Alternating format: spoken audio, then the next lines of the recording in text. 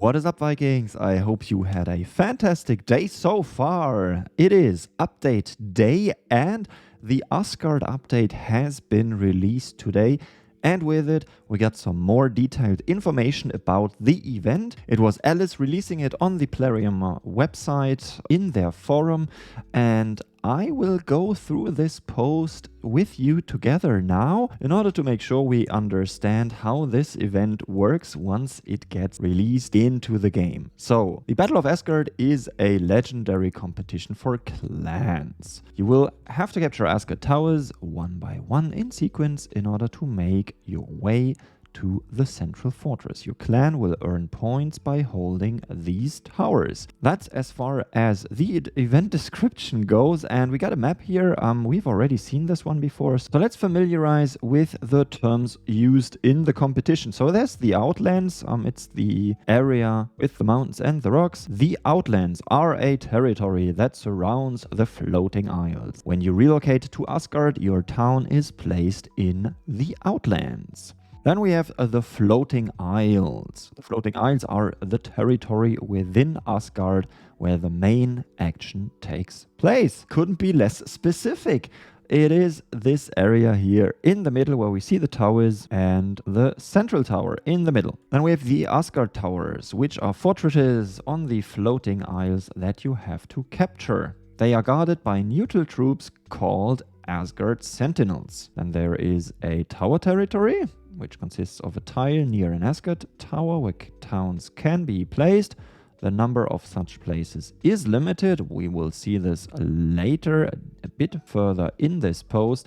And then we have neighboring towers or Asgard towers that are connected to each other directly by a bridge or a gateway. And we will see this later in the description as well. What is required to participate? You can participate if your clan was created no longer than 24 hours before the competition was announced. That is a new timing, so we need to keep this in mind. 24 hours before Asgard is announced. If your clan is new, you can switch to another clan or wait for the next Battle of Asgard. So let's talk about relocation to Asgard. The competition is held in Asgard and the corresponding icon appears on the kingdom's map during the active phase of the competition. That's pretty much the same as for Jotunheim. You got this Battle of Asgard icon just below your minimap. You click on it and then you can relocate to Asgard. But there are requirements in order to be able to relocate to Asgard. Players can relocate to Asgard only if they meet the following requirements. Their clan must be participating in the Battle of Asgard. You need to be in a clan, and your clan must have been created 24 hours before the event is announced. Their palace must be leveled 34 or higher. I don't like this, Sarge. So they're actually putting a level cap on the competition, so we won't see small towns in Asgard. And then to relocate your town to Asgard, use the Guide to Asgard item, and to return to your home kingdom, use the Guide to Midgard item. That's one we already have in the game. You can get them for free in the competition window or purchase them in the item store or clan store. So as usual, we get one is for free. If you want more, pay for it with your clan points or gold. Then we see Lars' town that has been relocated. So it says, when you relocate your town to Asgard, you can place it only in the Outlands. Your peace shield, town skin, or repute remain active. So that is a question that has been asked quite a lot. Will my shield drop in Asgard? It won't. When you port to the Outlands, it will stay active, so your shield won't drop. And as usual, your town's echo is left in the place of your town in your home kingdom. Then there is a special mechanic on the map when you relocate to an Asgard tower. Let's read what it says. When you relocate your town to the territory of an Asgard tower, another town's echo remains in the Outlands. So you basically have two echoes, one in your home kingdom and one on the Asgard map. And this echo is the only place you can occupy if you want to return there. Note that the town's echo you left in your home kingdom doesn't disappear. So that's basically what I said. You have 2 echoes then. Relocation within the territory of Asgard. To relocate your town within the territory of Asgard, use the relocation item. So that's the standard item we have also if we relocate within kingdoms. You can move around the Outlands, attack other players' towns.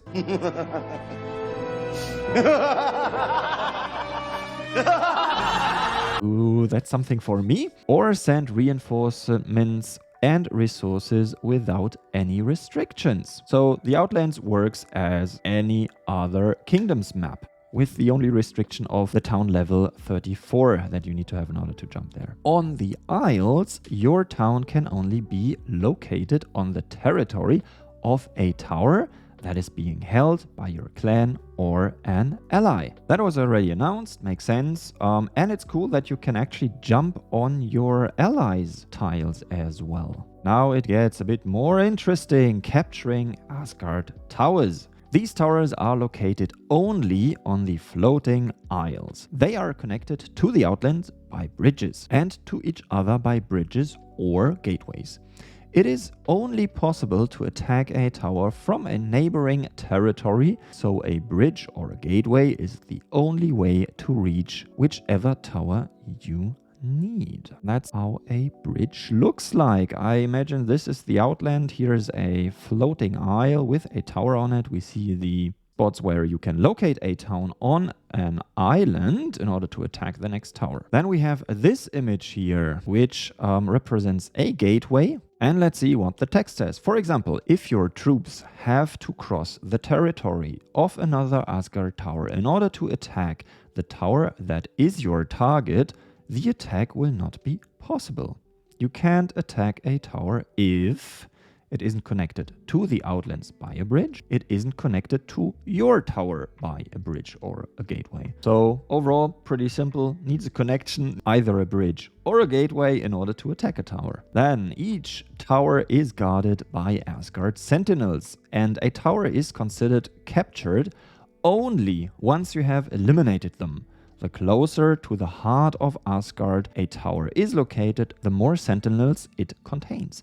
And the more points you will earn by holding the tower. So this is the menu. When you click on a tower, you can attack it, send scouts and onslaught it. I'm not sure what the timer is for, to be honest. If that is the event timer, makes sense that you cannot attack the towers after the event, but not sure. Maybe we find some more evidence later. Let's see what it says. A clan can only hold a maximum of 4 Asgard towers at a time, that we already knew. If you withdraw all your troops from a tower, the empty tower will still belong to your clan. So that is a good thing, I guess. There were some speculations that if you withdraw your troops from a tower, that it could potentially refill with Asgard sentinels and that you need to capture it again. But as soon as you capture the tower, you can, in theory, withdraw your troops and then it still remains your clan's tower. You will lose control over the tower only if it is recaptured by another clan. While holding 4 towers, you can continue attacking Asgard towers and eliminating troops that are defending them. However, these other towers won't fall under your control and you won't earn points for holding them. But that makes it possible to help your ally, and I think that's the reason why Larim said that this is going to be an event where an alliance becomes very important. So if your clan captured 4 towers, you can still attack towers, clear them of troops, sentinels, or enemy clan troops, and then your alliance is able to capture them. Pretty cool mechanic and emphasizes building strong alliances in order to help each other. A tower that has been captured by your own clan or your allied clan troops is considered a friendly one. You can station reinforcements there and your clan members and allies can relocate that town to the territory surrounding it. You can send reinforcements to a tower from the tower's own territory or from the territory of a neighboring tower if the latter is controlled by your clan or allies and is connected by a bridge or a gateway to the tower being defended. You can relocate towns to the territory of a friendly tower from any location within Asgard. However, if a friendly tower is captured by an opponent, the towns on its territory will be returned to their echoes in the Outlands. So if there are fights for the towers, I think it's going to be a fight. And you see that the enemy clan has 4 towers. You probably want to fight those where there are a lot of towns on the island in order to kick those from the Asgard territory and make sure they have to fight all the way back to the center again. So here we see it. We have a captured Asgard tower with a green icon, which means that it is yours. The territory is also marked in green. Congrats to Lars and Frida for capturing this tower. Then we have an enemy tower we see 3 towns. We can see it is red. The territory is red as well. Does it glow differently? Yeah, it even glows a bit differently. Here the circle is green. Here the circle is red. Then there are restrictions on onslaughts. Onslaughts are the most effective way to capture an Asgard tower. Makes sense. Onslaughts are stronger than normal attacks. All onslaughts on the floating isles are local, which means that all the participants in the onslaught must be on the territory of the same tower as the initiator of the onslaught. You can send troops from any location within the Outlands to conduct an onslaught on a tower that is connected to the Outlands by a bridge. If an onslaught has been initiated by you... Who are you? You. No, not me, you. Yes, I am you. ...or one of your clanmates and you manage to capture the tower, your clan will earn points for every second the tower is held. If you've sent reinforcements on an onslaught that was initiated by an allied clan and the tower falls under the control of your allies, your clan won't get points for the tower. But these local onslaughts are definitely interesting. I thought that if you have different islands that are connected, that you can set an onslaught and within this connected area, so from different towers that you captured, you are able to set onslaughts. But as it seems, it is only possible from one island. So everybody that wants to join an onslaught needs to be on the same island. That is interesting. Let's talk about points scored and the importance of the central fortress. Points are scored for each second a tower is held. That is pretty similar to the throne in Jotunheim. Asgard towers differ in terms of their level, which determines the number of sentinels in the tower, the number of points scored for holding it, and its capability to accommodate players' reinforcements. These levels are indicated by the letters A, B, C, D, and E. Level A is assigned to the weakest towers, which are nearest to the Outlands and which bring the least points. Level E is assigned to the central tower, which has the highest defense and grants the most points when held. Here we have 3 examples of towers. They even look differently. That is an Asgard tower A1, so the weakest one. Then we have a B1 and a C1. And we also see the level on top changes, level 1, 2, and 3. Not sure if A is always 1, B is always 2, C is always 3. But that would make sense. Then D would be a level 4 tower, and E, which is the central one, is a level 5. That's what we see in this image here. Towns in the heart of Asgard can be attacked, as shields are not active in the territory of towers of level D and E. If an attack is successful, the defeated town will return to its echo in the Outlands. So they even want to emphasize sniping towns in this area. They will even facilitate it with the increased onslaught sizes that you get from the new boosters, army size and onslaught against towns that you can get from the Asgard event. Capture Asgard towers one by one and make your way from the edges to the center. The more points you earn by holding towers, the higher your chance to climb the competition ranking. Makes sense. Rewards. Why should we be fighting? By reaching checkpoints and taking the top places in the competition rankings, clans receive medals of the Aesir. Clan chiefs can spend these medals in the Asgard store to purchase items, equipment, and town and hero skins, which they can either keep... You mean it's all mine? or give to their clanmates. So here we see the rewards for the achievements, and we see that instead of getting a ton of different stuff, you mainly, or only, we don't know, get these medals. And then there is the clan store, and we see that they added here the Asgard store. And in the picture that we see right now, we can see the new shaman gear, 2 new town skins, and 2 new hero skins, which by the way are limited. So in this example, you would only be able to purchase the necklace twice. And that's actually what it says in the text. The number of items in stock is limited. Like the Helheim store, the Asgard store updates periodically. And its stock is replenished. Oof! What a relief. The Asgard store does not depend on whether the battle for Asgard is active or not.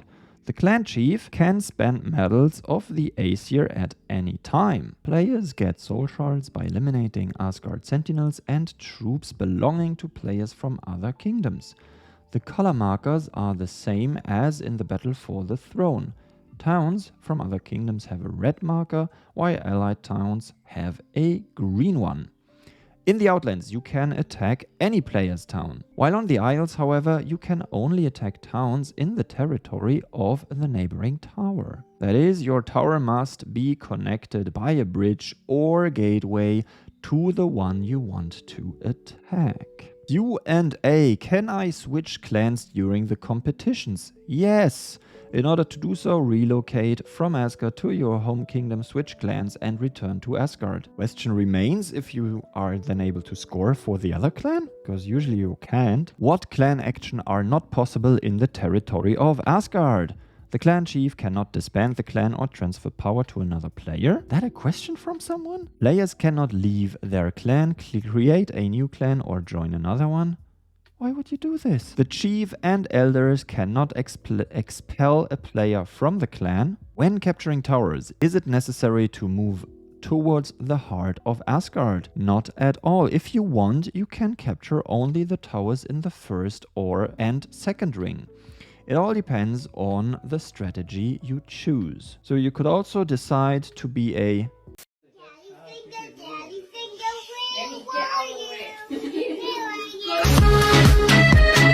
and block the entrance to the center of Asgard by capturing 4 towers that are connected to the Outland. Can I attack or send an onslaught on a tower that is controlled by my allied clan? No, you can only send reinforcements there. My clan has captured 4 towers. How can we get rid of one we don't need anymore? There's nothing you can do about this. Your clan's tower must be captured by an opponent. I don't doubt that there will be a lot of battle to get these towers, so it's probably just a matter of a few minutes. If an opponent already has 4 towers, can they attack my clan's tower? Yes. The opponent can completely eliminate the troops that you left in the tower. However, they won't be able to capture it because they have already reached the limit of 4 towers. So basically they can just annoy you. If there are scouts in a tower, do I have to send scouts to attack it? No. Just send regular troops and the enemy's scouts will return to their towns. Can my clan directly attack the central Asgard tower from the Outlands? Did the player who asked this question even read the description? No! You can't attack the central tower from the Outlands in this way. First, capture a tower that is closest to the Outlands, move from the territory of this tower to a neighboring tower, and so on until you get to the heart of Asgard. What will happen if an opponent breaks my chain of captured towers? Will I be able to move to the territory of my towers if they are not connected by bridges? The answer is yes. And what's more, you can move to the territory of a tower you've captured from any location within Asgard.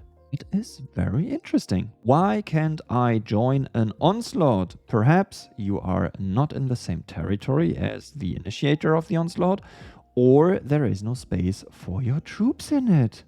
Is there a minimap of Asgard? Yes, you can find the corresponding icon on the global map in Asgard. That's what we showed in the beginning. There are no filters for resource locations and opponents on this minimap. Also, Asgard towers are only visible at 80 to 100% zoom. However, the central fortress is always displayed. What happens to the medals of the Aesir if the clan is disbanded? The medals will be lost. What? Everything is gone. So a lot of details that we get regarding the Asgard event. Some of them very interesting. I think it will help already pre-discuss some of the strategies and help us plan our moves. But there was some more information released in another post, some of them concerning the battle for Asgard and some other changes to the game. One interesting point that I'd like to highlight about Asgard is there are new items. I mean, we knew the shaman gear equipment pieces, the hero skins, town skins, various coffers. Let's see what that will be. And then items including warrior number in onslaught on town boosts with bonuses of 850, 1500 and 2500% that last 20 minutes each. That is 5 minutes longer than the standard onslaught size boost. And Torren already said that this could increase the onslaught size on towns with 850% to 200, 1500% to 300 and 2500% to 400 million in one OS.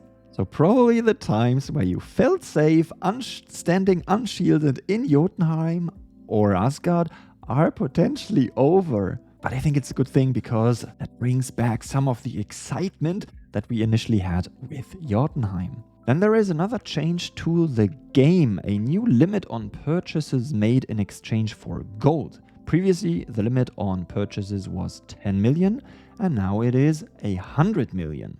And this means that, for example, if in the store here you want to buy items, the purchase was limited to 10 million. If I slide it all the way to the right, now I can do one purchase with up to 100 million. Then the user ID section in the menu, we've renamed the About the Game section as user ID so that you can find your user ID more quickly.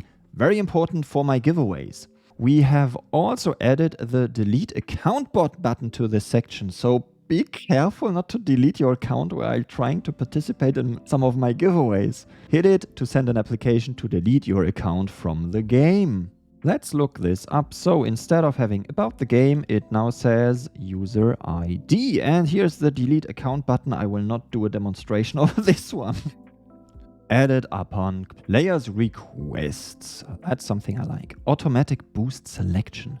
Now, if you want to complete a process sooner, the game will automatically select boosts with optimal duration values. If you don't have enough items to complete the process, the system will suggest that you use all the boosts that are available to you. Ooh, that is a big pain point, and let's have a look what this looks like. The game is again in maintenance mode, so I will just try this later. Some things have been fixed as well. A display error regarding hero skill points in the after upgrade block in a hero's adobe of level 36 to 40. In error whereby you couldn't replace a hero set if a piece of equipment was inlaid with the same gems as a piece of equipment that was already in the set. Big pain point. In error whereby the duration of a knowledge upgrade before you started the process differed from what was shown after you started the process. This issue appeared in Kingdoms with the Lands of Wealth Hunters title. And a display error regarding the amount of hero's energy used for attacking an invader in the window showing information about the invader and in the palace statistics. The values shown were changing for players who were affected by a hero's energy depletion bonus from the Valley of Aesir. The error appeared after the players opened the chat window or the window showing information about the stronghold. Okay, happy they fixed these bugs. So that is everything for this video, guys. A lot of information. I don't want to go into speculation about what this means. I'd say let's take this information as it is. Let's see how this event looks in reality once we can jump there, play it and see how it all goes and feels. I hope this video made it easy to go through the event information that we have, go through the update, and I hope to see you soon in Asgard. Cheers, guys.